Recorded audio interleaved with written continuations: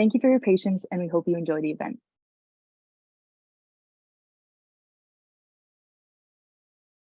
Hello, everybody. Hello.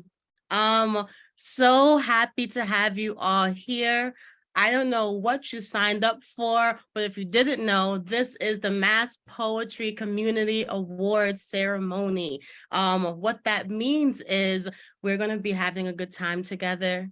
We're going to be getting a little friendly with each other. We're definitely going to be hearing a lot of amazing poetry from these amazing nominees. And this is just a really good feel-good event.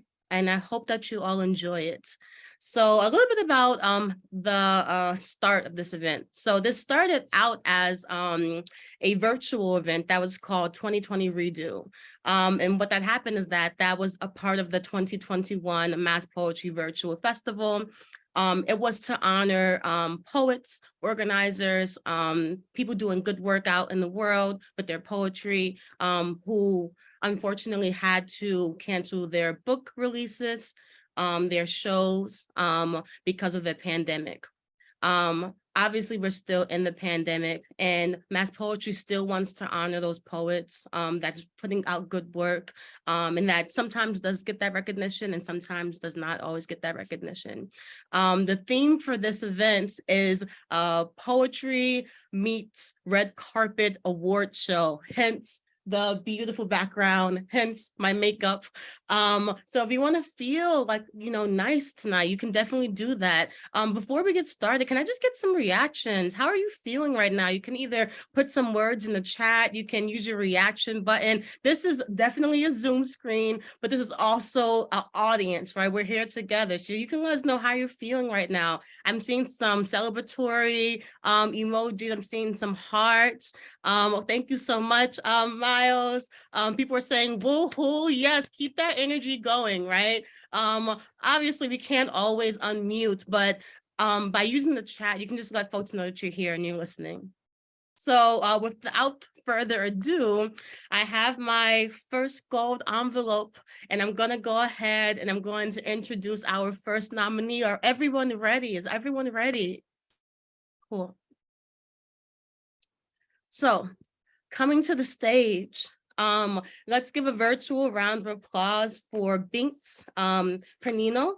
Let me go ahead and open up their envelope.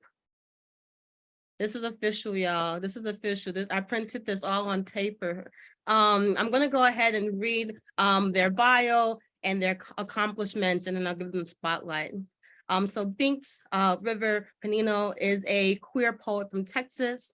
They're completing their MFA in creative writing from Emerson College, and they are the author of Pure Light from Bottle Cap Press. Their work has appeared in Variant Literature, Cold Mountain Review, Mixed Magazine, Gasher, and elsewhere. They were nominated by Evan George and Courtney McCann for their accomplishment of supporting his community through campaigns with the Democratic Socialists of America, working as a housing advocate in Homestart, and they also released their first chapbook, Pure Light. Please go ahead. Let's give a round of applause for Binks. Hi, I just wanted to take a moment to say thank you to my family for being here and to my friends, colleagues, MFA cohort, and comrades for nominating me. Being in community with so many folks here has taught me what it means to imagine and build a better world. I will be reading one poem from my chapbook, Pure Light. Elegy for Daniel, after the Club Q shooting in Colorado Springs, 2022. Blue-eyed boy of 28, I see your scarred pectorals, where my surgeon will lift my skin, remove glands, and make me in my own image. In your image, you wore the same mullet that I've grown out all year.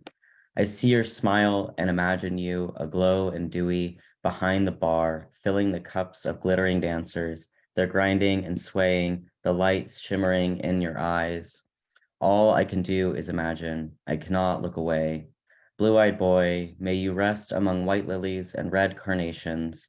May the light of your life, immense in passion, pulse, and power, guide boys like us into many springs where we bloom against harsh hands who want us plucked. All I can do is imagine. Imagine we live despite. Thank you all so much. You can find my chapbook, Pure Light, through Bottle Cap Press. I'm honored to be here tonight, among many others. Thank you so much. Thank you so much, Sphinx. Everyone, please get their chapbook. Please buy out their chapbook so that everyone gets to share in their amazing words. And we're gonna just keep the show going.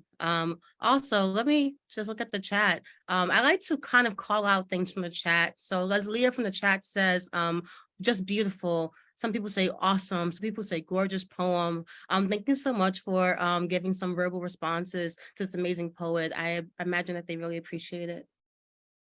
And then just moving right along. So coming up next, we have Dave Somerset.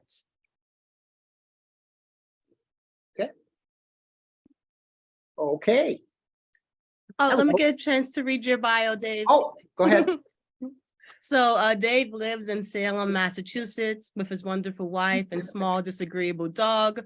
He writes and performs poetry, stories, and music at local open mics. A member of the Salem Writers Group and the 10 Box Poets, Dave's work has appeared in Mermac, Mike Anthology, Whisper and the Roar, Oddball, Ugly Writer, Brave, the Reckless, Third Wednesday Magazine, Wild Roof Journal, Riz Press, Lily Poetry Review, and the list goes on and on and on and on. I was running out of breath.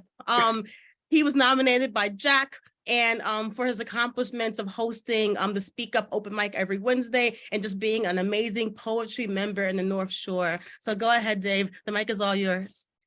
Thank you. I'm here, a thorn between two roses, my wife, Marsha, and Liz McKim, who will be on later. And it's a privilege to be here, and I really enjoy being part of the community. I'm going to share a short poem.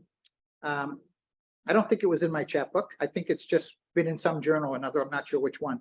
But this goes out to everybody who goes hidden, their beauty and their splendor hidden, sometimes from ourselves. Hidden. Souls, easy to lose. Ones you would never choose, below your horizon, beneath your feet, out of step, out of reach, edgy, nervous, not cool, hats hanging off of rolled up sleeves, playing your fool, drawn duzzy, drawn fuzzy in their jagged lines that blend into shadows, overlooked, hurt and pain, hidden in plain sight, outside your lives, but no matter. They are more than you, and they will find each other. Thank you. Wow. Amazing, amazing. And then just kind of looking back at the chat, Dave, Eileen loves you. We all love you. Drawn fuzzy in their jagged lines. We have a emoji blowing out a nice kind of like balloon of sorts. Beautiful, beautiful. So we're gonna just keep the good things going, right? We are gonna ride off of this energy. And then after Diane goes, I'll do a little Zoom check to see how folks are doing. But coming up next, let me please introduce to you all Diane C. Braley. And let me go ahead, open up the envelope and read her bio and the reason why she was nominated for this achievement. So a raw, gritty New Englander, Diane C. Braley found love for the written word early on, reading and creating stories while escaping hers, growing up in a turbulent world of alcoholism while living in a tough inner city. She's a registered nurse, poet, award-winning novelist, activist residing in Massachusetts North Shore. Diane was nominated by Jason Braley for her accomplishment of her book, Unheard Whispers, which was a finalist for the Jean Pedrick Chapbook Prize by the New England Poetry Club. Go ahead, Diane, take the Zoom floor. Thank you all so much for having me. It's an honor and I so appreciate it. Just so you know, too, my book, I have my novel and my chapbook, Unheard Whispers. Part of the proceeds go to the Robert F. Kennedy Community Alliance organization here in Massachusetts, and their division that helps kids and families affected by addiction. And my chapbook is about growing up in addiction. And this is my poem, Bottom. Falling off the cliff, flying, flailing, struggling, screaming, reaching. It's endless, the black hole. Yours, theirs, ours, the infected. No beginning and no end. Beginnings are made to be forgotten. None of it matters in the haze and clouds. Blackness with snapshots, a moment, here and there, click. A vague recollection of something. You're unsure what's real. Spiraling towards something, terrified it's nothing. When will it end? The infinite abyss of you. Lies, hurts, and failures, crushing blows taking your wind as you fall down, down, down. Drowning and choking on murky water, chosen until it chose you. Tag, you're it.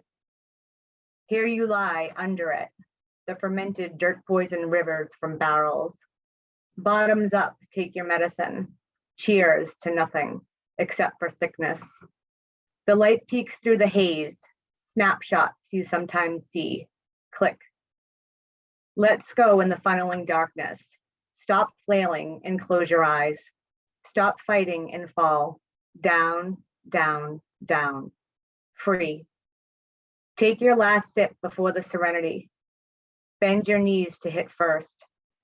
Dead stop, crushed. Shattered into bits. The bottom, you reached it.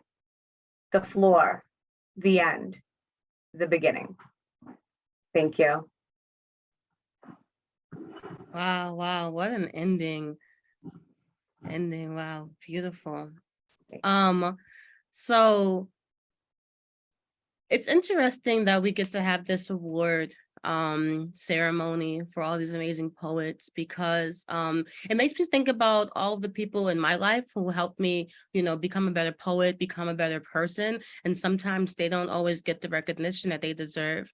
What I would love for you to do, audience members, honorary poets, if you want to just think about somebody in your poetry community right now, who either their work is inspiring to you, either they really help you when you're in a pinch, either they edit your poems even though they're 5 pages long.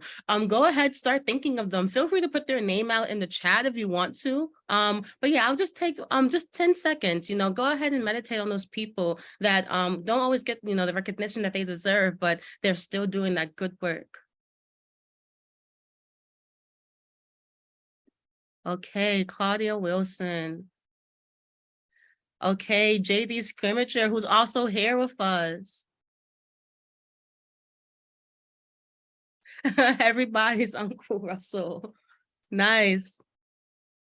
Oh, wonderful. Yes, keep the names going. Yeah. Oh, thank you so much. Monica Robinson, Josh Shavery. Beautiful, beautiful. And I hope that, you let these people know like how much they mean to you, and how much they really are affecting you in your lives. Now is always a good time to let them know. Oh, and I'll just return back to the chat real quickly. So Kevin Carey, January O'Neill, MP Carver. I have to give a shout out to MP Carver, who was our festival director. MP Carver saves my life often while we work together. So thank you so much. And I'm going to go ahead and get back to the programming, right? Because that's what we're really here for. So coming up next, we have Hillary Saulick. And let me go ahead and open up her gold envelope. Hillary Saulick is the author of Love is a Shore, forthcoming from Lily Poetry Review Books, Asking the Form, and Winter Roses from Finishing Line Press. She has been the vice president of the New England Poetry Club since 2016, and she teaches reading and writing to adult learners in Somerville. Her longtime interest in the potential of poetry to build community, to foster deep learning grounds in all her work. She was nominated by Lisa Snayer for her accomplishments of the finalist for the 2022 Patricia Clary Miller Award. semifinalist for the 2022 Wilder Series Poetry Book Prize, semifinalist also for the book prize, and also nominated by Empty House Press for 2022 Best of the Net. Please give a round of applause for Hillary. Thank you, and it's such a privilege to be here. I'm going to read 2 poems, and it's going to be 3 minutes. Young Man with Lizard. Sitting on the subway, I began to look about me. A young man, round-faced, brown-skinned, alone, was holding a small plastic container cradled in his hands. On the box beside him, I read the words, Starter Habitat. It was Sunday, around noon. The train was half empty. I sat there looking out from within a familiar sadness. Then I found myself rising, crossing over toward him, curious. Do you have an animal in there? Lizard, he answered, and our eyes met briefly as he held out the container open at the top. Inside, the lizard trembled, slender and minute. I looked into the face of the boy, for he was really still a child. Is he shaking because of the vibrations of the subway? I asked. He's afraid, the boy said. He's just 3 weeks old. Will he get bigger? I asked. Yes, he said, really big. And then, do you like animals? For I was admiring his creature, poised in the center of the white plastic floor, looking around to get its bearings, alert for something to know in this emptiness, its intelligent being, all a quiver. Yes, I do, I said, wanting to affirm the connection he named between us. And I stood beside the young man a little longer, holding on as the train roared forward. Neither of us spoke. Human. Becoming, I spoke in a clear voice, was carried by rhythm and message, by singing and meaning. Glided step to step, foot under hip, hip swinging with leg.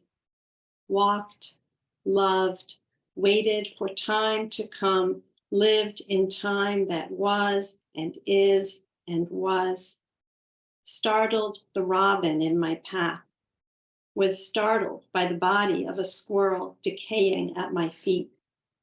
Kept going, wondered what next, rested, lost in mournful self and history, kept going, spoke in a clear voice, let go of burdens, asked what I kept, what treasure heavy, what necessary grounding weight, and floated. Thank you.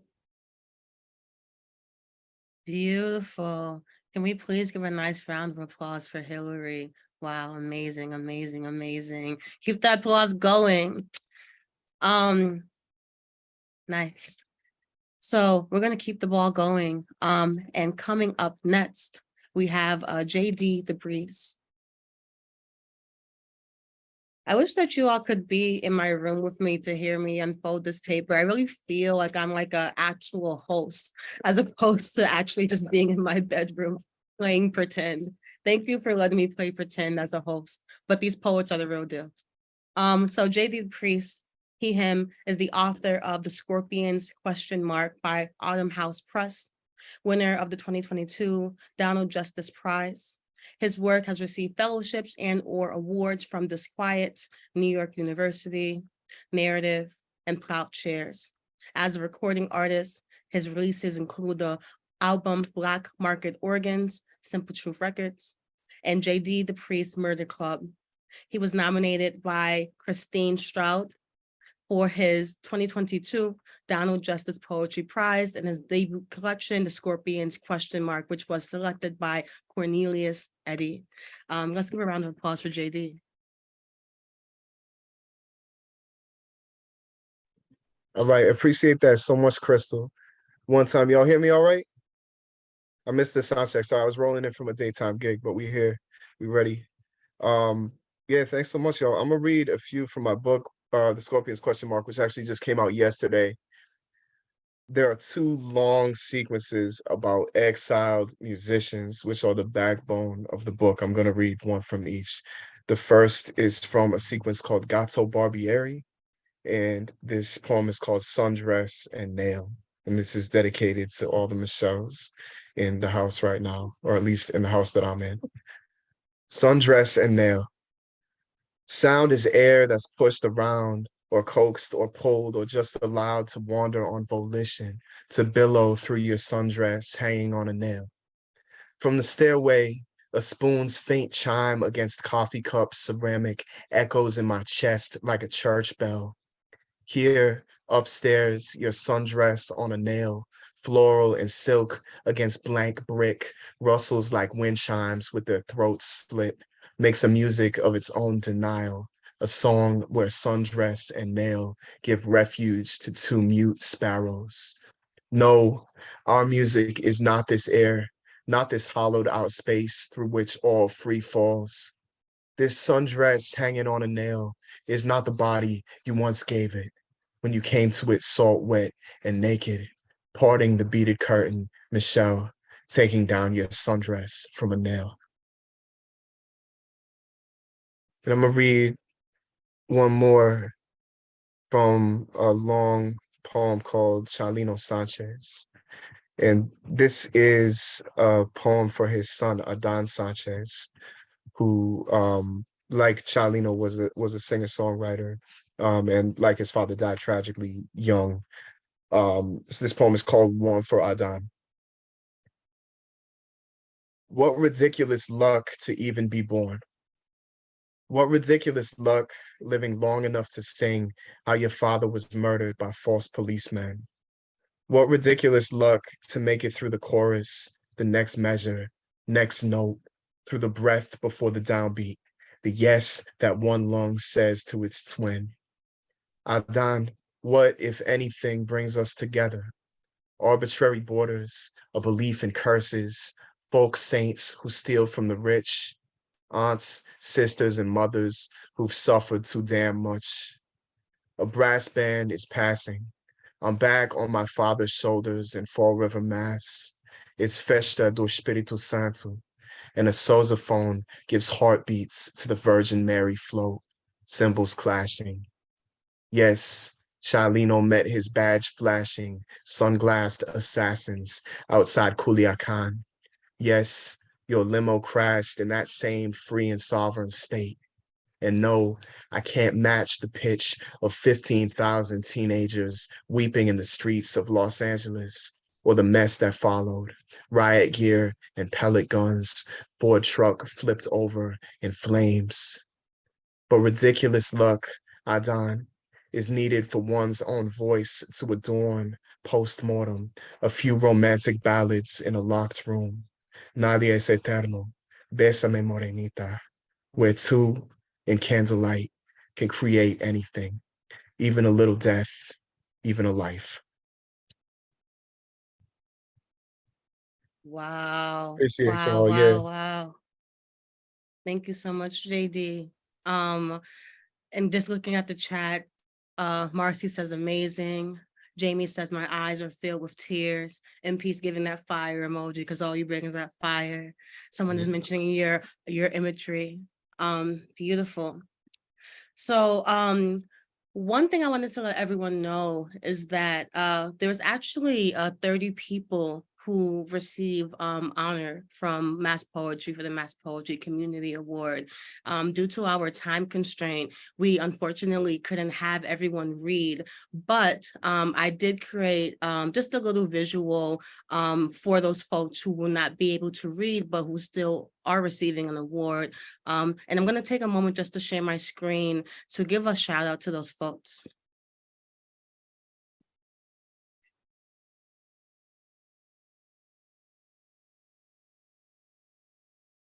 And I'm going to just focus on the first two. So first, we have Cheryl Bondman. And she is receiving this honor and nomination specifically from Tom Edward. She was a third place winner of the 2022 Frank O'Hara Prize contest sponsored by the Worcester County Poetry Association. If you can all just take a moment to give a round of applause for her, maybe put some emojis in the chat for her, let her feel your love.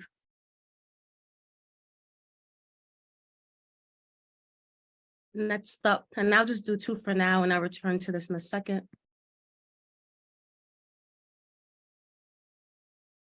So next up, we have Julia Lucella. Julia Lucella was nominated by Theodora Strife for her Our Lively Kingdom finalist for the Laura Francisco Prize and co-curator of the Italian American Writers Association Boston Reading Series. Here's what Theodora has to say about her. Julia has taught many community-based workshops throughout Massachusetts. She brings the beauty of poetry to all her students, engages them in local poetry events, and encourages them to participate in open mics. She is an educator, a scholar, and most of all, a poet who elegantly and quietly exposes the understanding of themes and details we are unaware we need to know. She's a pleasure to work with, honest and insightful, and when non-poets, or people who proclaim to dislike or not always understand poetry, read her poems, they are always moved in unexpected ways. Can we also please give her a nice round of applause?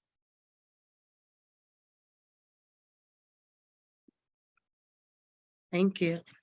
And then we're gonna get back to our lineup of readers. So coming up next, we have Jazz BP. Jazz BP is an occasional poet and community organizer, part activist, part educator, and all parts queer auntie. Their focus has been on providing light, truth, and safe space to those around them. Jazz is the founder of Cathartic Care, a wellness organization focused on providing holistic support to Black, Brown, and queer communities. In 2021, Jazz launched Out Loud, a very queer open mic to celebrate and amplify queer voices during the pandemic in a safe and accessible way. Today, you can find Jazz writing, working, and relaxing around Greater Boston. Jazz was nominated by our other nominee, Miles Taylor, for her holistic practice, Cathartic Care, also for their Out Loud open mic. And here's what Miles has to say of them. They want to help reform the poetry community of Boston in a safe and low-risk way after everything went down in the pandemic. So they've created a really wonderful space that's accessible for everyone. Can we please give a round of applause for Jazz?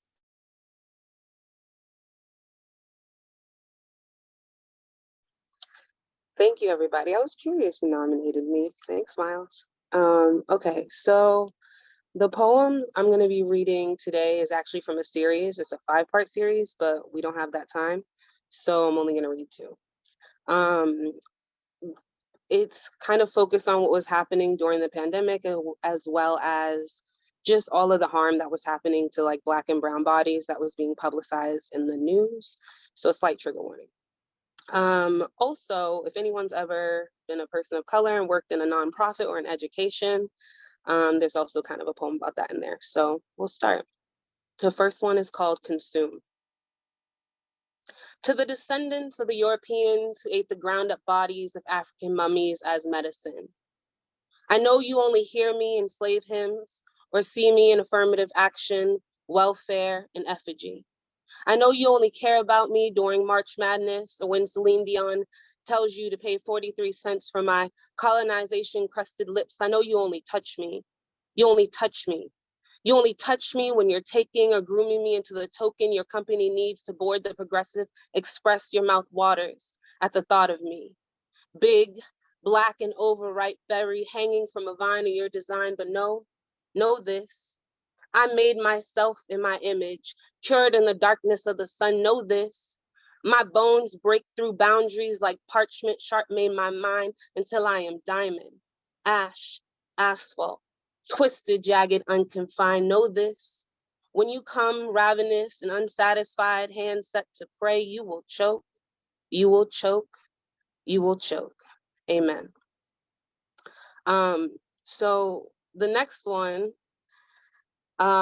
is the follow-up sort of circumstance, and it was written very close to after when Ahmaud Arbery was killed. And I remember there was just fear going on in my house about going on walks, and I was like not for it. So I was like, I'm gonna walk in the suburban neighborhood and it's gonna happen. So this poem is called A Protest. When I walk, humming the beat of summer, I am telling my neighbors, yes, I am here.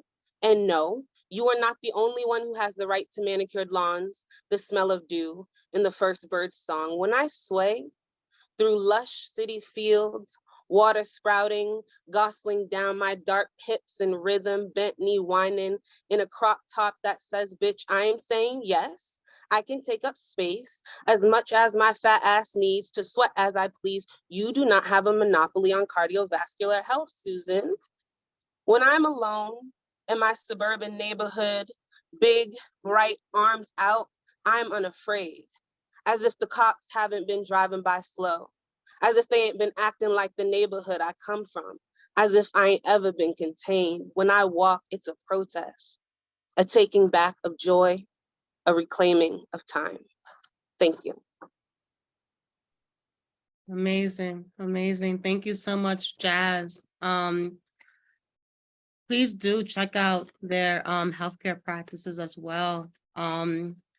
Actually, Jazz, you inspired me. I love the notion of taking up space. And also there is some joy towards the end of that poem. I'm wondering, folks who are with us today, can you put in the chat, when's the last time you felt joy? Who, what was the last person that brought you joy? Maybe it was a ice cream sundae. Maybe it was Michelle Garcia. Maybe it was this lovely award ceremony. What was something that brought you joy? So Mary says, right now, these poems. Margaret says, a friend who helped me. What else? What else brought you joy today? Oh, wow. Having gelato with a friend today. Beautiful. Okay, Binx's mom is there. Okay. Co-workers. Cat purring beside.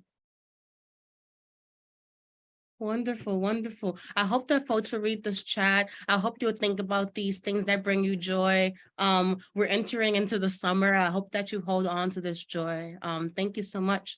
And I'm going to keep the show going. Oh, but wait, someone said peach cobbler. Sorry, I had to return back to the chat. Peach cobbler brought somebody joy. Art class in nature brought someone joy. Seeing Binx read their poem out loud brought someone joy. Amazing. So up next, we're going to have Kaylee O'Keefe. Kaylee O'Keefe is a gender outlaw and proud union member living in Dorchester, Massachusetts. I'm in Dorchester, Massachusetts right now. Their poetry has appeared in Between Spaces, an anthology of disabled writers from Stillhouse Press, won the Pride Poetry Prize and Passenger Journal, and is featured in indie music from Chesky album Stand So Lee. Haley is a co-founder of Game Over Books, a contributor and editor for Liberation News, and co-organizer of the Liberation Open Mic at the Boston Liberation Center. Miles Taylor nominated Kaylee for this award, again, for their poems published in Between Spaces. And this is also what Miles has to say about them, as well as organizing this open mic and New Ages open mic hosted in the Boston branch of the Party for Socialism Liberation. Give a round of applause for Kaylee. Thank you.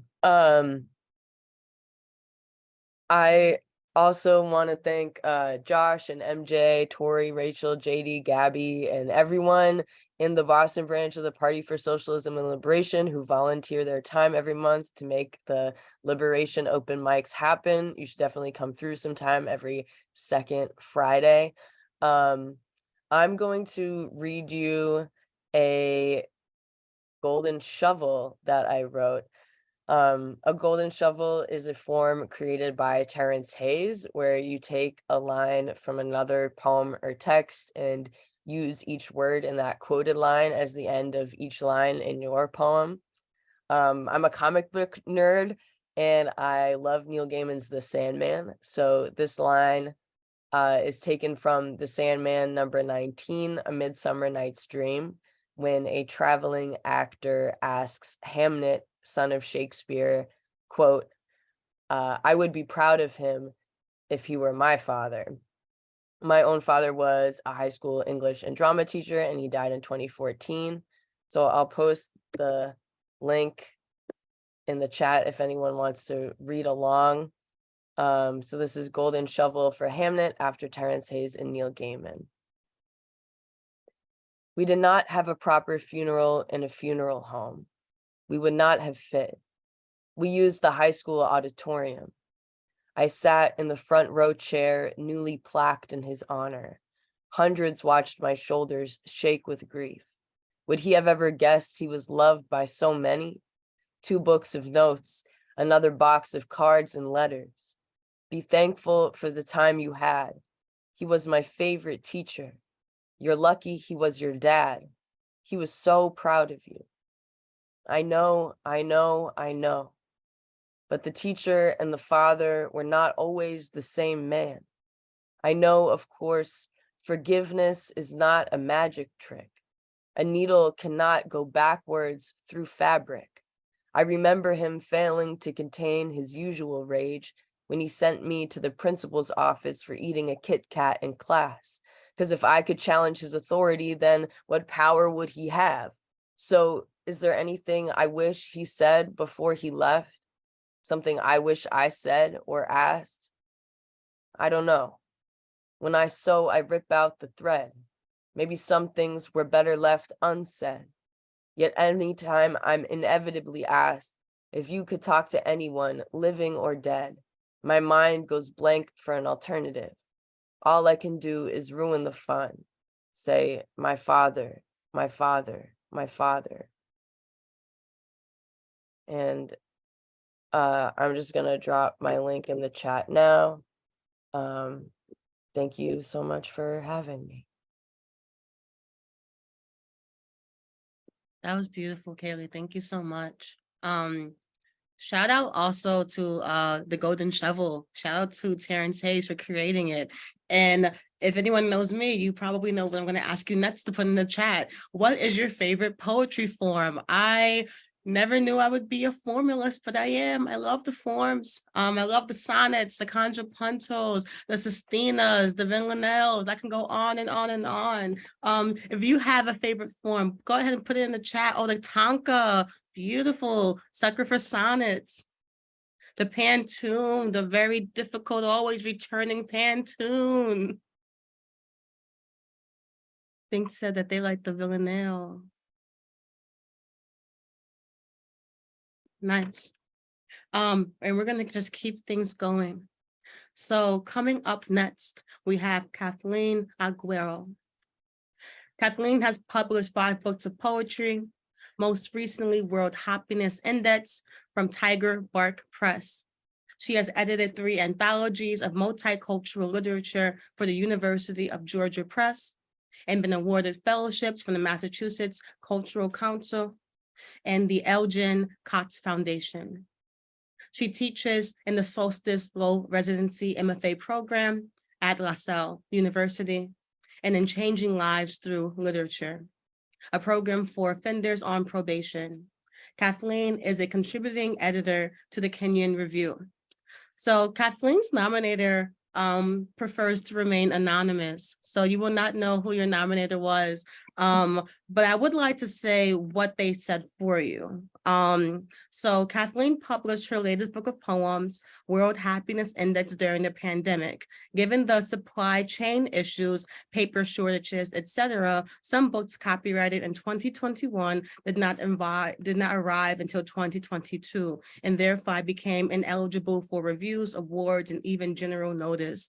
But Kathleen's book is powerful and affecting, and it deserves recognition. Everyone, Kathleen. Thank you. And thank you to my anonymous nominator. It's a real honor to be part of this group of wonderful poets and wonderful literary citizens. I would like to read a poem from World Happiness Index. And this poem is for my grandson, Emery, who's about to turn 6 years old, but this is about him when he was 16 months. At 16 months, brown and gold, my grandson plucks a marigold poking through a neighbor's white fence, crushes it between his fingers while I try to remember if it's poisonous. 3 days later, he's alive, so I cross the marigold off my list of potentially lethal flora toddlers might put in their mouths. So far, he has not harmed himself by falling while carrying a stick and poking out his eye, something my mother assured me would happen if I ever ran with a stick in my hand. Though he tugs hard at the baby gate, he has not pulled it down. Though he has banged on the window, he has not shattered it, cut himself, or fallen to the pavement 2 stories below. His skin has not turned from brown to blue during a tantrum, and he has grabbed the dog's whiskers without being bitten. He bulldozes his way. He prods and he pushes. He tries to put the whole of the dangerous world in his mouth while I follow, ready to snatch the worst away. When tired, he wobbles, he falls, he cries, but the next day he's walking again. Golden marigold petals stain his brown hand as he carries his stick. So far, no one thinks it's a gun.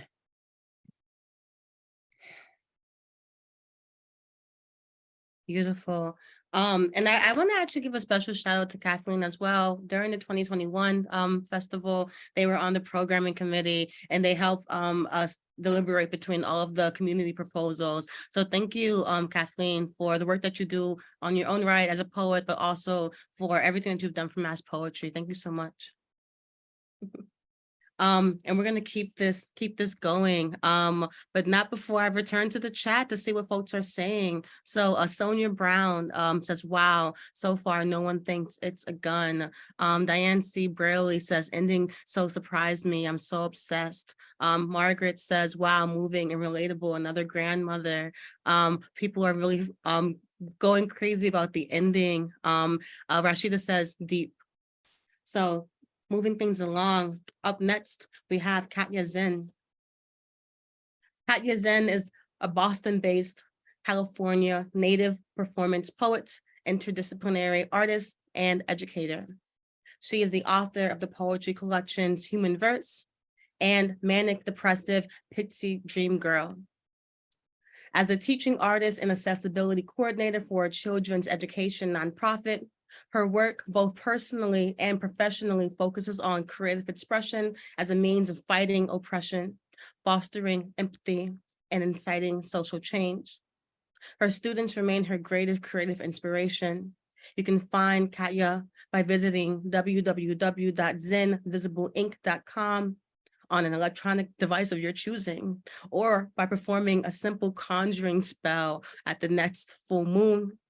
Katya was nominated by Brendan Cobb, again, for her manic depressive pixie dream girl. Also, they created the class Kids Art Cares. That acronym CARE stands for Creative Activists Re-Envisioning Society for Boston Public Schools. Their art class was working on artwork that protests their school's unsafe COVID policies, and it made the front page of the Boston Globe and helped advocate for their concerns to be heard by administration. Let's give a round of applause to this poet.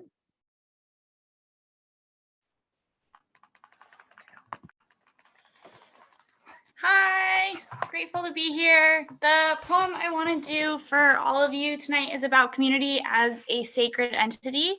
This is called At My Church, and all of you are invited. There will be no place of worship. We'll burn candles at the altar of self, and none will call us false gods. For all we know nothing, but what we've blood oathed ourselves to forevermore follow in the shape of all things to come till they come to dust. At my church, We hold service at sunsets, inlets, cracked open dawns, spilled yolk on rooftops. My church is a concert.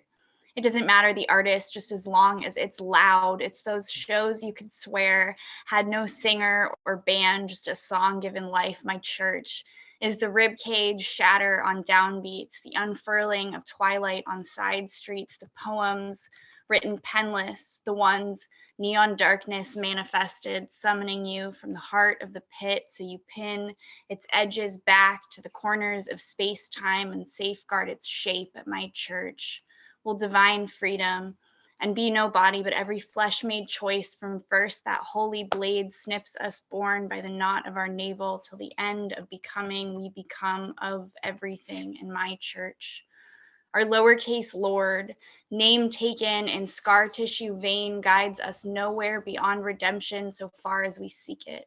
At my church, the only Lord taken in vain shall be God's spoken threats to damnation. At my church, we will be queer, be woman and man, be brown and black and white and broken and healing and whole, and all the spaces between and outside undiscovered yet, in no order beyond earthly demands of ink on paper and pulpit on throat. At my church.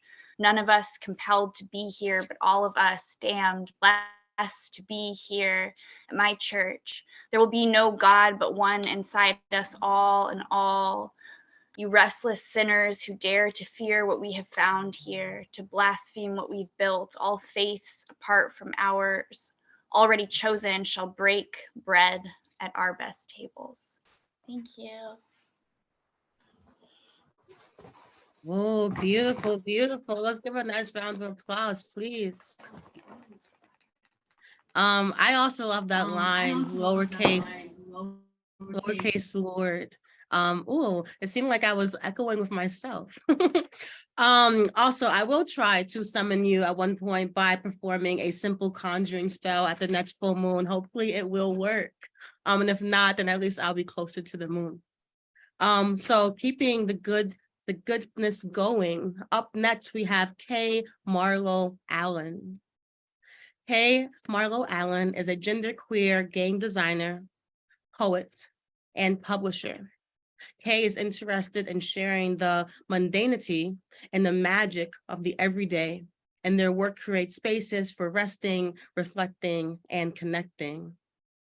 Kay earned a BA and MA in English from Northeastern University and founded the indie publisher Sword and Kettle Press.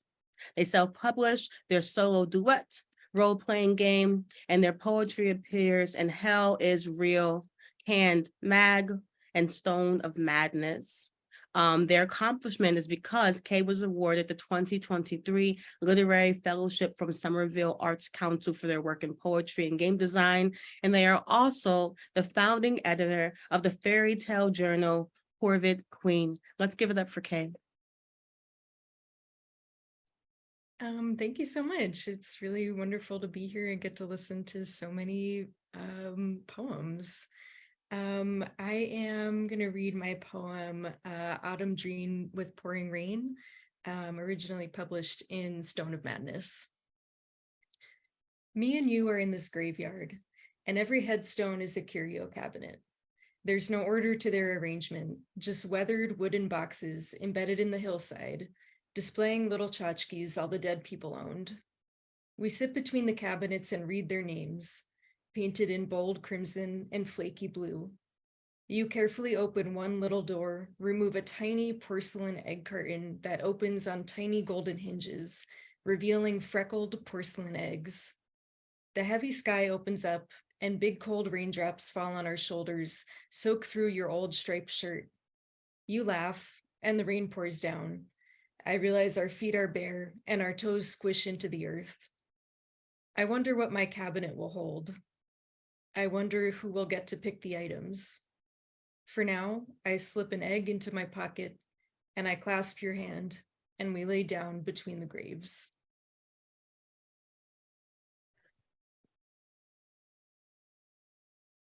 Thank you so much, Kay. I have to say, Miles, y'all are having a ball over there. I want to be where you're at. I love what's going on in that Zoom stream. By all means, if y'all want to, have some fun, it's really nice. It's like individual windows into your homes. I want to take a moment because we are a little bit more than halfway through our award ceremony, but I want to go ahead and take a moment to honor some of our other nominees who unfortunately won't be able to perform a poem with us.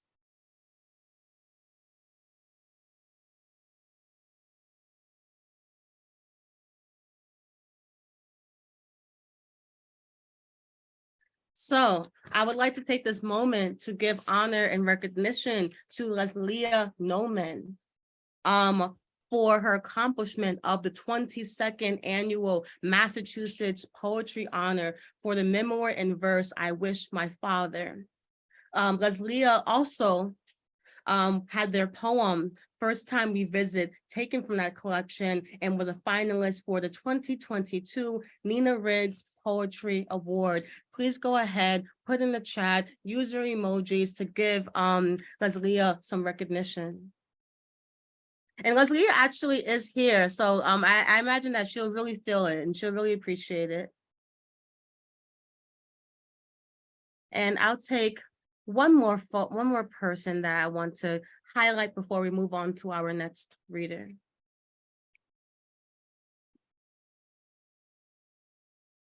Okay, up next we have Donna Latviz.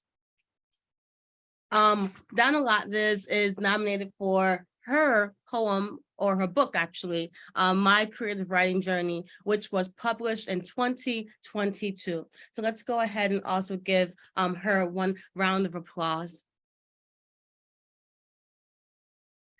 And I hope folks are doing all right. I hope you catched on to the memo. All we're going to be doing this whole night is clapping and carrying on. So I hope that you brought some joy with you. I hope that your hands don't get too tired, but if they do, you can do a little silent clap as well. And moving on with our next performer. Up next, we have Mary Pinard.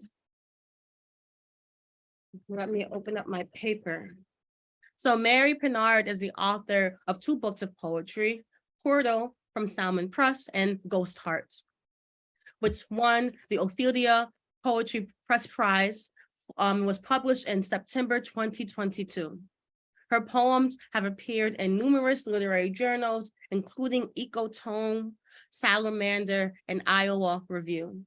For many years, she has served as a judge for the West Roxbury Branch Library Intergenerational Poetry Contest.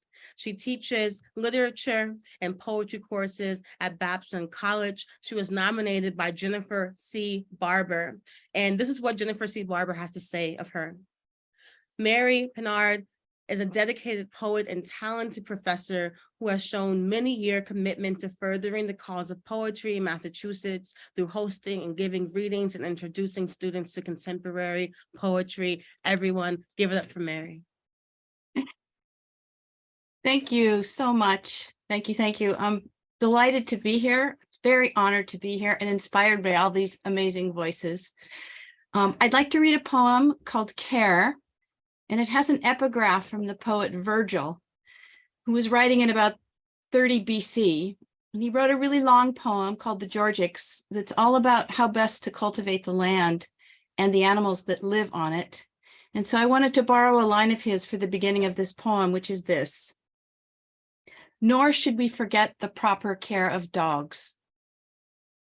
When Virgil talks about dogs in his long walk of a poem, the Georgics, he catalogs their goodness, singing especially of their tireless energy for running, and running as its own pure pleasure, and also as pursuit, how their gambling, noisy clamor drives the panicking roebuck over hills and into the net, all the while signaling their own breakneck paths and the bucks. And when he cautions about feeding dogs well, he means keeping full their food bowls, but also providing affection and a steady diet of loyalty returned. In my neighborhood this week, someone's dog went missing, having jumped his backyard fence, and then just running and running through yards, over retaining walls, zigzagging across arterials, and word went out through the virtual network as he kept being spotted, some on foot reporting from their cells, just saw him on Bourne, or I think it was him crossing American Legion Highway an hour ago.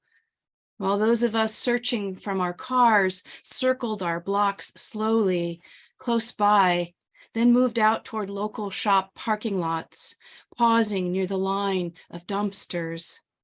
So as the rain came, and then the beginnings of darkness, someone's text announced, "I have Norman," and posted a picture of the beloved bedraggled hound, seeming to smile as a hand offered a treat and brought us all back home to fill our dogs' bowls and check our own fences.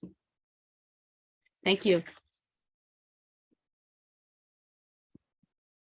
Thank you so much, Mary. Thank you so much. Someone, of course, MP put a dog emoji in the chat. I'm looking at the chat. Someone said, "Pew, this poem really had me very worried."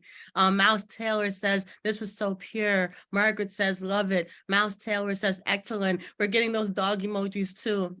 I want to take a second to give a special shout out to Ruby, our other volunteer, and who's also helping to spotlight all of these amazing poets. Ruby is our volunteer coordinator and helps get our sponsors for the Mass Poetry Festival. We wouldn't be able to do it without them. Thank you so much, Ruby, for being here. And keeping that good energy going. Up next, we have Matthew E. Henry. Matthew E. Henry is an educator and the author of multiple collections, including Teaching While Black and The Colored Page. He has 2 collections forthcoming from the 2023 and NYQ Books and Harbor Edition. He is the editor-in-chief of the Wait Journal and an associate poetry editor for Pigeonholes. Matthew E. Henry has work appearing or forthcoming in Cola Literary Review, Massachusetts Review, Nick's Mate Review, Ninth Letter, Pagirus, Cloudshare, Redivider, and the Worcester Review. I'm not done yet. He was nominated for the following accomplishments. There's a lot of them, so give me a second to get them out. He was nominated for, again, the publication of his first full length, 2 Best of the Net nominations, 1 Pushcart Prize nomination, Died Old Edition 2022 Chapbook Contest finalist, one of 12 educators selected for the 2022 Kenyon Writers Retreat, and signed contracts for his 2nd full-length collection and 3rd chapbook. He's out here working. Let's give a round of applause for Matthew. Thank you. I'm going to read one poem from The Colored Page, my first full length. The entire book is about being what one of my students referred to as a raisin in a bowl of milk, being one of the only Black or brown faces in a classroom or a district, both as a student or as a teacher. And this is from elementary school. Self-evident. As a kid from Boston, the Revolutionary War was my favorite subject in 4th grade. A tea party I could respect, class trips vainly searching for musket balls in Lexington treetops, reading of decapitations by cannonball on Breed's Hill. Even the sites in Southie, unsafe for me to visit, were a source of tribal pride, like rooting for the Patriots. We were told to don our colonial imagination caps and tell our story of emancipation from the British. Where would we be? The Old South Meeting House? The Old North Church? What would we see as we rose to American greatness? Our teacher should hear freedom ringing in the streets through our words. I dropped my head to begin, oversized pencil in hand, until I remembered. Seeing my inaction, she crouched and began to re-explain. I patiently waited for her to finish, eyes on her lips, then asked if she wanted me to pretend to be white, or to picture myself for sale on the steps of Faneuil Hall, or stacked in one half of the harbor ships heading to and from the West Indies, explaining my parents' patois. After the vocal static, the hems and haws of white noise, she suggested Crispus Attucks, the hometown boy, the Black hero of the Boston Massacre. My siblings had taught me the one-drop rule and when to nod my head politely. So I pretended that he was not half Wampanoag, that Framingham was not his master's home, and imagined myself the first unarmed Black man shot on these urban streets. Thank you.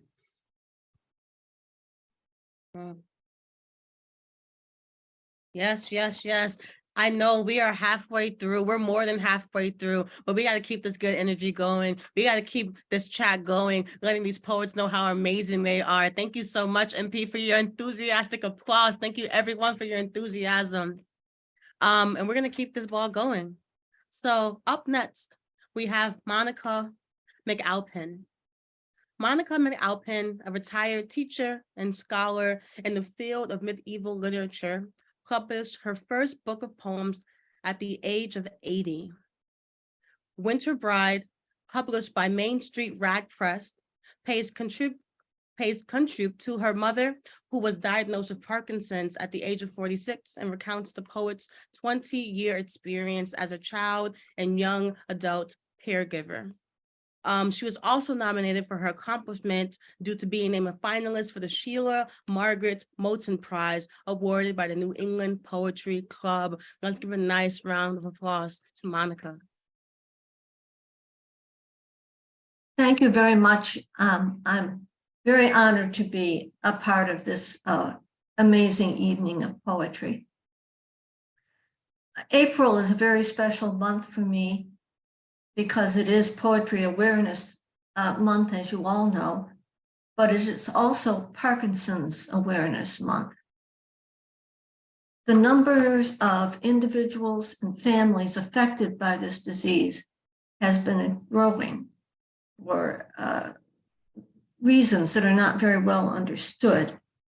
And though we now know much more about it than we did and have some treatments, no cure has been found. My mother was diagnosed at 46 when I was 5 years old. It was the dark ages for Parkinsonism. Patients and families knew so little. In the poem I'm going to read, there are a couple of allusions to one of the symptoms of Parkinsonism called the mask, the gradual loss of expression in the face. I never even heard the term until decades after my mother had died. We didn't know what we were looking at.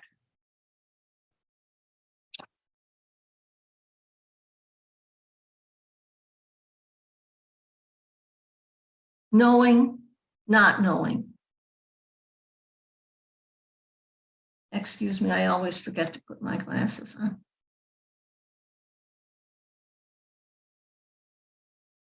Wasn't I grateful not to know, and racked, desperate to know the mother I couldn't see? Hidden mother inside everyday mother. The mother every day losing more control. Buttons, bladder, forks, flush, hairbrush. What was it like for her there inside? Her face immobile, not by choice. It couldn't tell, and she wouldn't tell. Oh, wasn't I grateful? My imaginings appalled, yet pulled to reach that woman. Did she exist? Who was more than the one I fed and toileted?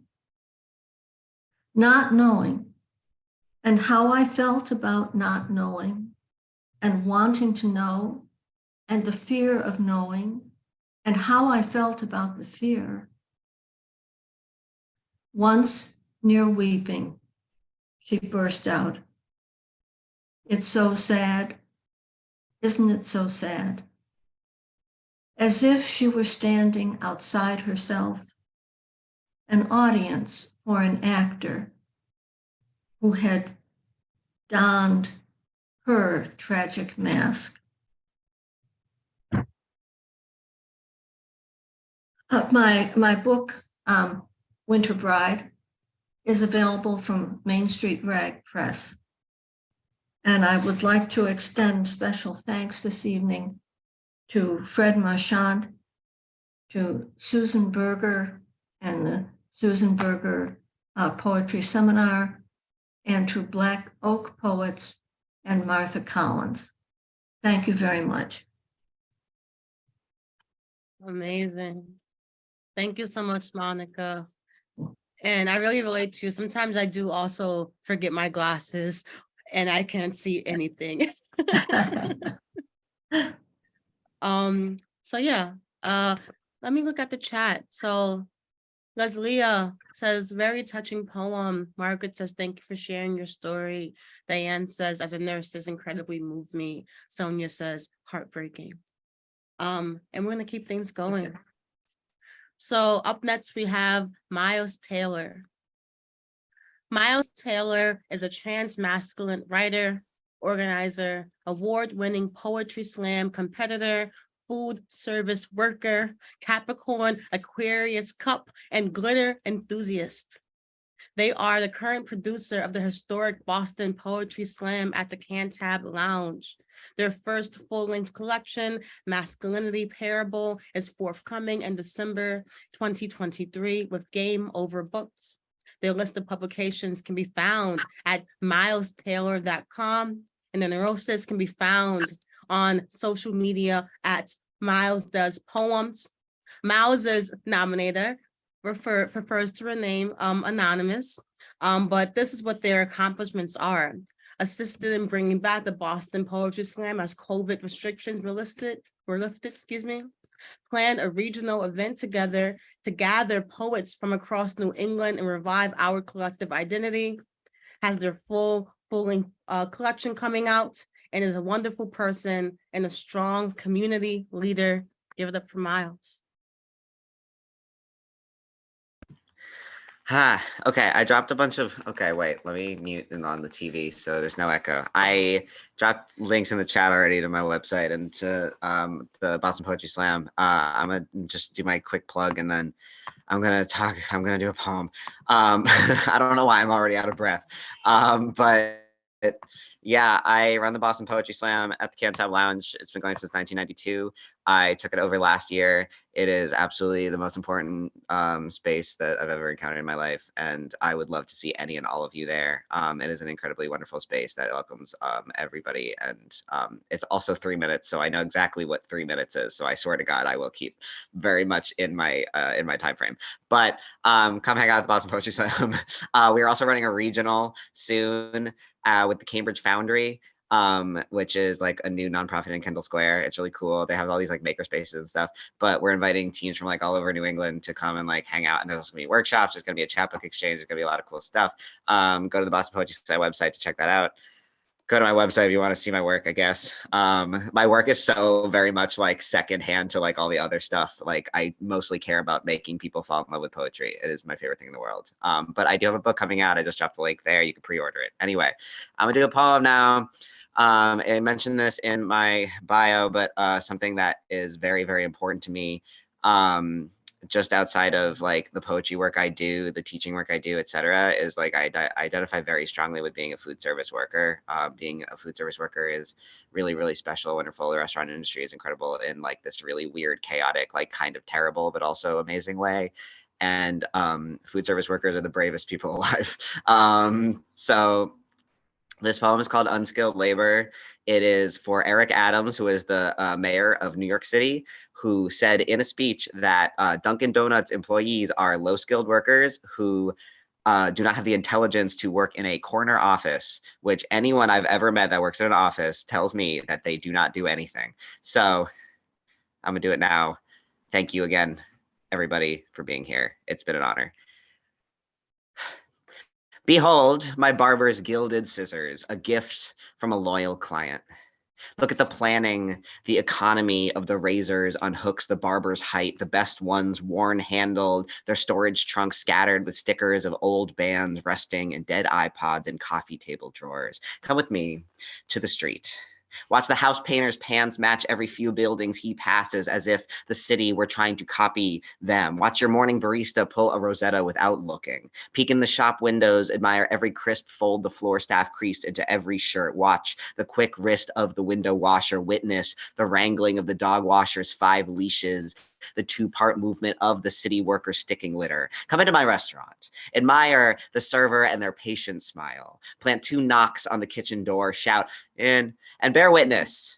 Line cooks seasoned with years of oil and salt, working so smooth they've made it a dance. Clogs 2-stepping while sauce whips a dish. The Sioux Millie rocking a metal bowl into the bus spin. The bang of the skillets to clear the crusted rice in time with the beat. From the phone, propped into the metal 6-pan on top of the reach-in. See a hand reach back and be given a spatula it did not ask for. Watch the dishwasher replace the glasses in the blink of an eye while she FaceTimes her niece. It looks like nothing short of telepathy. The slide through narrow spaces like wrong sides of magnets, every side holding a knife, and still conversation flows. Somebody just sold a sculpture. Someone has a paper to write. Someone is playing a show later. Someone else was up until 4 a.m. at their other job performing a whole different dance, a symphony of second nature movements, muscle memorized like their country is a fatigue mat and they've mapped every corner.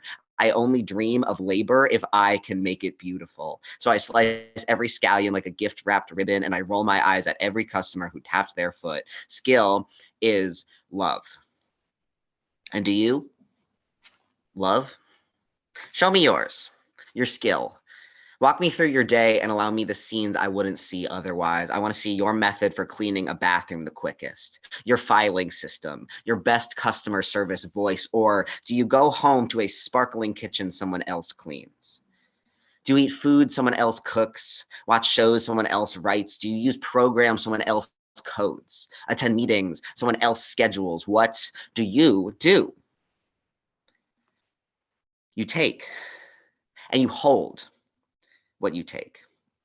And what a skill being handed things. Such talent in holding.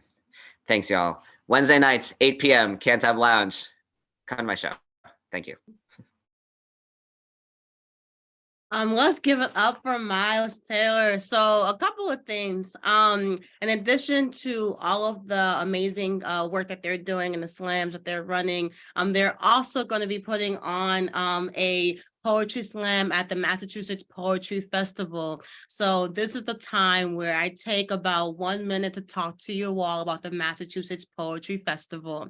That's going to be happening May 5th to the 7th.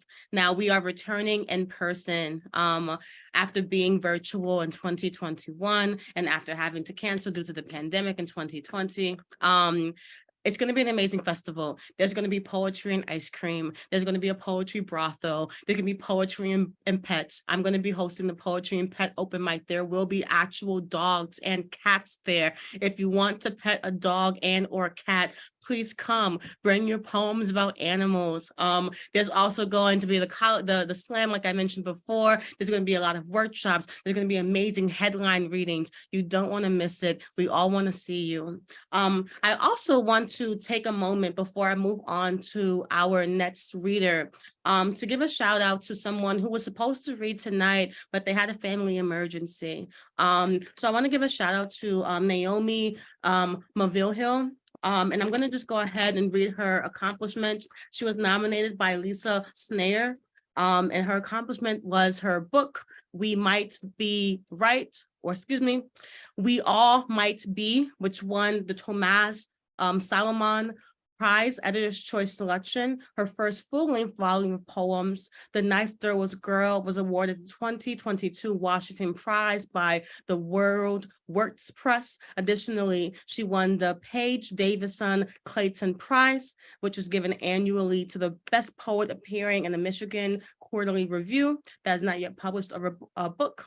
And Lisa says of Naomi, she currently teaches in a bilingual school, and she is deeply committed to children's literacy and developing their love for language and literature. She can't be here, but can we please just give her some love? I'm sure she's going to feel it.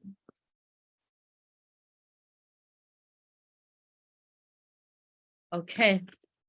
And then coming up next, we have Nadia Hernandez. So Nadia Hernandez was born in Venezuela, and has been living in the US since 2018 and in Boston since 2020. She is a poet and translator of Portuguese poetry, editor, broadcaster, poetry curator, and radio producer. Nydia directs the editorial project, La Maja Denusta, which is an expressive website that includes a collection of best poets that focus on the voices of many different poets, which won the 2011 World Summit Awards. And she has been nominated actually by Naomi that I was just mentioning for the year 22. She was editing a bilingual anthology of Latin American poetry with Arrow Press.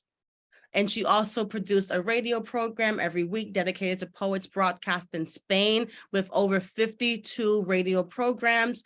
And in the Miami Book Fair in 2022, she interviewed poets invited to the fair, expanding her archive of poet voices, which she broadcasted on radio, Spotify, YouTube, and different social network magazines. Please give it up for her.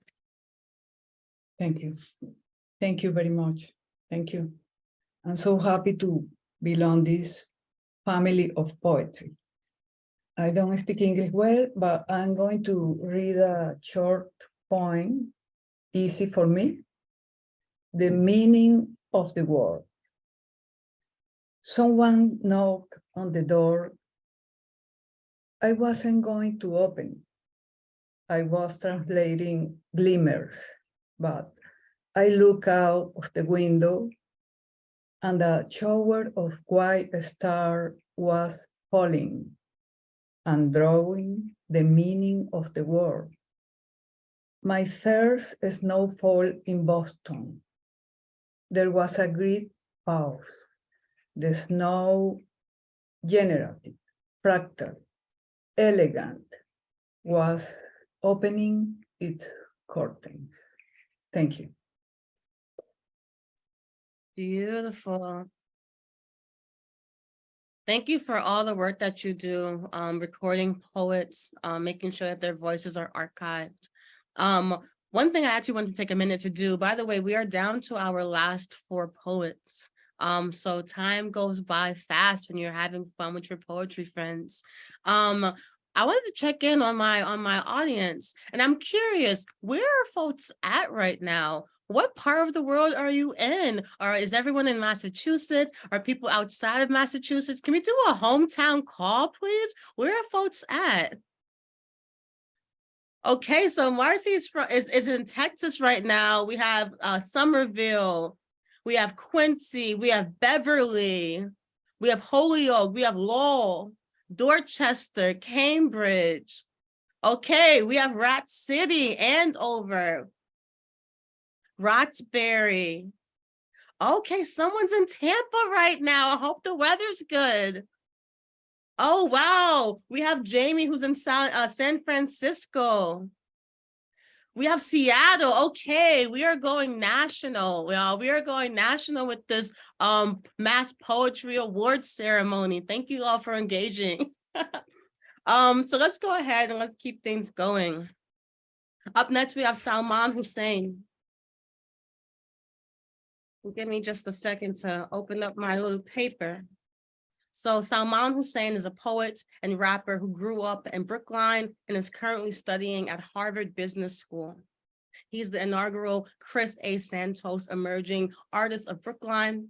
In this role, he strives to build community amidst an isolating pandemic through the appreciation for arts that showcase the rich fabric of our experiences, galvanize interest in various art forms through interactive events, and cultivate opportunities for Boston residents to be involved in art and cultural activities.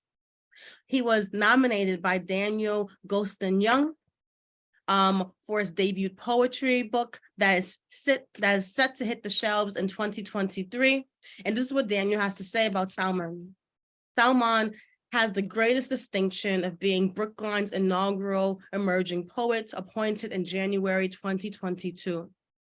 As an applicant to Brookline's Poet Laureate Search in 2021, he helped shape the idea of creating a new program to promote emerging and unsung local voices and artists who may not have the institutional or editorial background of more veteran artists. Let's give it up for Salman. Thanks so much, Crystal, and thanks for having me. I'm going to read one poem. Hope you like it. It's called Regrowth. I thought last winter would be the end for me, that they'd bury me in a casket of frozen leaves. I thought that love was never meant for me, that every burden placed on me was only mine to bear mentally. I thought that all of this would get to me, if not now, then eventually. And when it hits, it's like it never leaves. And in winter, there are never leaves. But somewhere deep in the permafrost, I learned to stay soft in a world that wants to turn your heart to granite, and to never take a single soul for granted, and to trust in God no matter what, especially when you can't understand it. I learned to do whatever makes you feel like the most you, and to never run back to what broke you. I learned that beauty fades, but not when it comes from your soul, that giving more won't ever make you feel less whole. Thank you.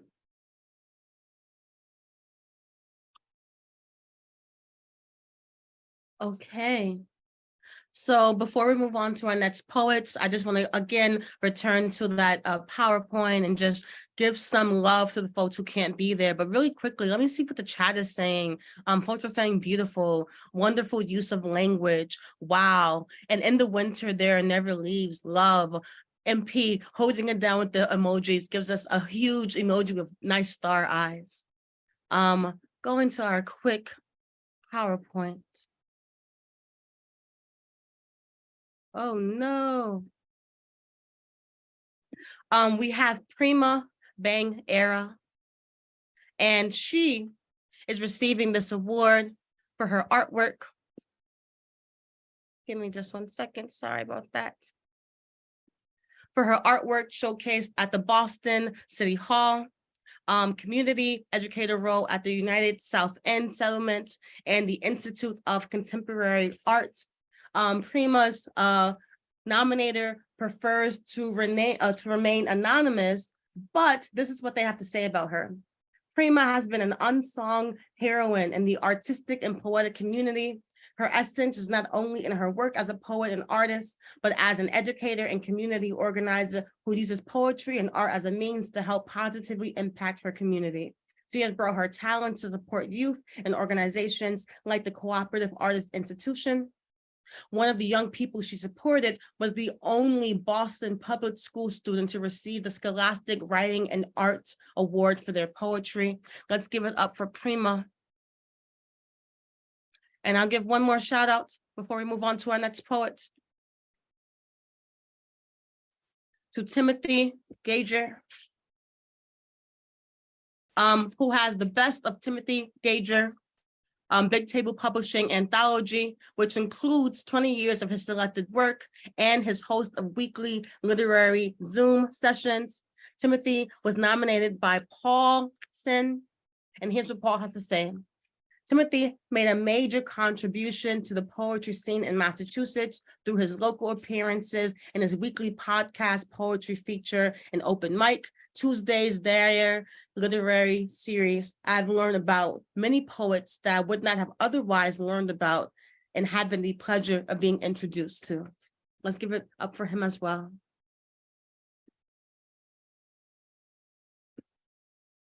Okay. So we're going to be moving on. I believe that Sarah is not here, so we're going to go ahead and move on to Tom Driscoll. Let me go ahead and pull up my nice sheets of paper.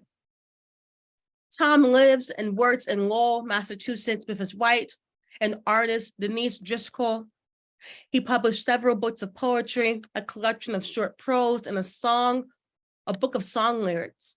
He was nominated for his book, The Champion of Doubt, which is going to be published this summer. Let's go ahead and give it up for Tom. Hello. Thanks for letting me be a part of this. It's really an exciting night. I'm going to read two short poems. The first one is the title poem of my collection, The Champion of Doubt. The champion of doubt. My father would announce to me every now and then in conversation, "I've forgotten more than you'll ever know." Always a wry grin, pleased with himself, with the elegant formulation, that subtle trace of self-deprecation, the more pronounced teasing slight for his son. They could fill books with all the things you don't know. That was the other turn of phrase, often followed upon the first. This sounds maybe cruelly than it was ever intended, though my ignorance was indeed his meaning. Sometimes, to soften the effect, he'd have put on one of his comedic accents. He had a number of them. The French sophisticate, precise German, a jolly Brit with a Cockney delivery, and another Englishman of most exquisitely refined diction. One of his favorites was a Jew, the voice vaguely rabbinical, appropriated from the stand-up of Myron Cohen, Mel Brooks. Just the beginning of some tension between us would need diffusing. He'd turn as if to someone invisible in the room and offer in that voice, "I taught him everything I know, and still he knows nothing." You might read the comment as an insult, but you would be mistaken. I know, I was there, I heard it said, and I know how it was so much more importantly his confession, more resignation than prayer, but no less his blessing. And the other poem I want to read is called Citizen Kane. Citizen Kane. There is something to be said for having one's worst fears realized. Wisdom that comes of scarred survival. The spare slice of bread comes a glory to those starved for it. Rain so welcome in a season of drought. The politician never spoke so stirringly, with such candor and grace as when finally conceding the election. We speak so kindly of the dead. Perhaps you are a fervent patriot who must watch as your country commits atrocity. You needn't love it any less, that country that failed your brother's pain. His laughter, the strange music of his suffering, the weight of this. Once you've been broken, there is a different tenderness. Thank you.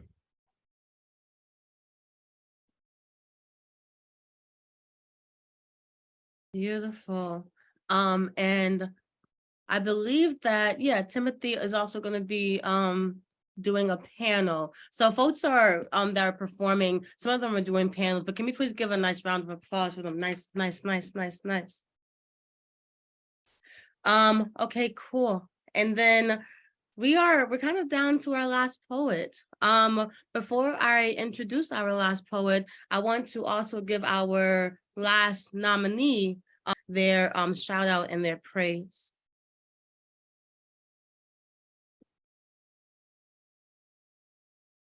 So coming up next, we have Eileen Clary, founder and editor-in-chief of the Lily Poetry Review and Lily Book Review.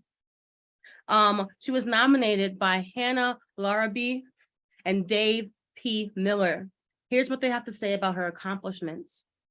Eileen is always working on behalf of others, but has excelled in her own right as a marketable poet who recently published 2 publications, Child Ward of the Commonwealth and 2 a.m. with Keats. Everyone who knows Eileen understands how much she means to our community. As the Lily Poetry Press tagline states, committed to poets, poems, and literary citizenship. Please give it up for Eileen. And then last, but certainly not least, let's give it up for Elizabeth McKim. Elizabeth McKim is a poet, a spoken word performance artist, a teacher of poetry and the expressive arts, and a mentor to many. She has published 6 volumes of poetry and has appeared in magazines, reviews, and journals. She is the co-author of Beyond Words, a poetry guide for parents and teachers. She was nominated by Cato Mealy for her accomplishment of the New England Poetry Club Sam Cornish Poetry Award. Please give a nice round of applause for Elizabeth. Okay, so here it is. Thank you so much. And what a great pleasure to listen to all of you and to learn so much from all your different ways of presenting our poetry. Okay, so this is my poem tonight is a poem kind of like it's like a prayer poem for me. And it's a poem that I have brought with me in all my different places of presenting poetry. And it's called The Green Goes Over and Over. House, earth, water, sky, la maison, la terre, l'eau, la lumière, la casa, la tierra, el agua, la luz, Ruma, Bumi, Air, Langit, Adama, Bait, Maim, Shemaim, Ada, Bait, Mai, Shemai, and the green, and the green, and the green, and the green, and the green goes over and over. The heart of the matter rests on the roof of the sky. We only go by, we only go by. And what is unfinished is always unfinished. And what is finished begins again. And the green, and the green, and the green, and the green, and the green goes over and over. Give the love, give the love, give the love, give the love, the lasting pleasure. Give it in full measure. Find the fruit, be at the special spot. Beat the drum, be here, be there, beware, be here and there again, again and once again. Bear it, wear it. We are it. What else do we have? We do desire it. The sound belongs to the silence. The silence belongs to the sound. The dark earth belongs to the sunlight, and the sunlight belongs to the ground. We are scared.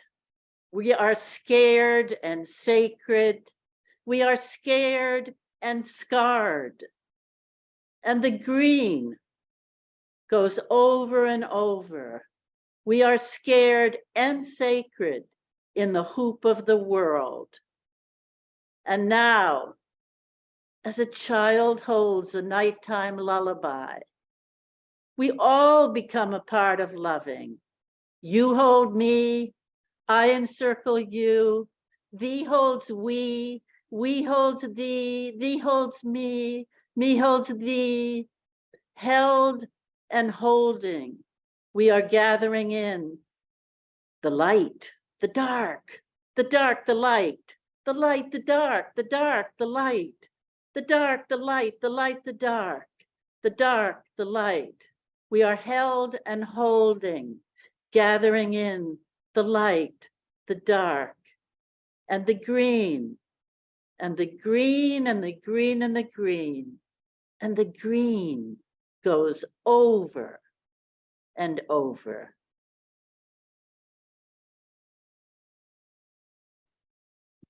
Okay.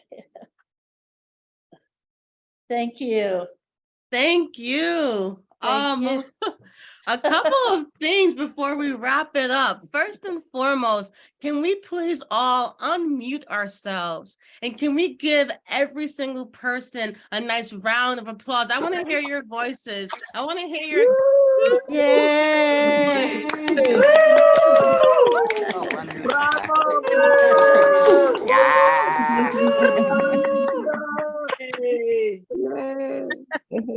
Bravo.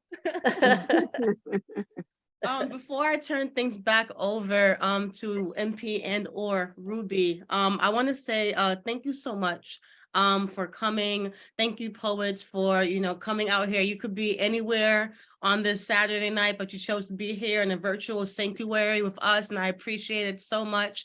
I want to keep these Mass Poetry Awards going yearly, so hopefully keep this in mind for when we hopefully do another installment of this next year. Keep doing good work. And last but not least, please, please, please come support the Mass Poetry Festival. We are going to be in person again in Salem, Massachusetts, May 5th to May 7th. I hope to see you all there. If not, I hope to see you on social media. And I'll turn things back over to MP. Thank you so much, everybody.